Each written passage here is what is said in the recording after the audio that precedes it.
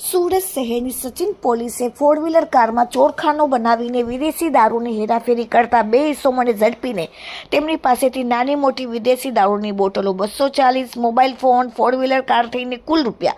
6 લાખથી પણ વધુનો મુદ્દામાલ સાથે ઝડપીને કાયદેસરની કાર્યવાહી કરી। સુરત પોલીસ કમિશનરના આદેશ મુજબ સમગ્ર સુરત શહેરમાં દારૂ તથા જુગારની ગેરકાયદેસરની પ્રવૃત્તિને અંકુશમાં લેવા તેમજ પ્રોહિબિશનની પ્રવૃત્તિને નેસ્ત નાબૂદ કરવા માટે સૂચના આપેલ હતી। જે સૂચનાને અનુસંધાને સુરતના સચિન પોલીસ સ્ટેશનના માણસો જ્યારે પેટ્રોલિંગમાં હતા ત્યારે અંગત બાતમીના આધારે એક ઇસમ કલ્પેશભાઈ નાનુભાઈ કહાર રહેવાસી ખંડેલાપુરા એસએમસી હેલ્થ ક્લબની પાસે નાનપુરા સુરત અને બે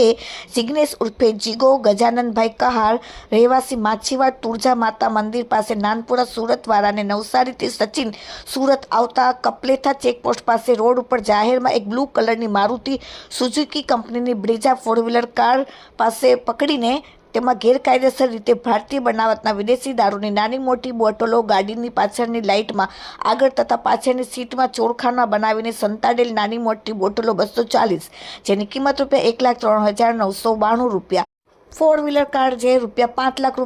સાથે બે મોબાઈલ ફોન 6,500 મળીને કુલ કિંમત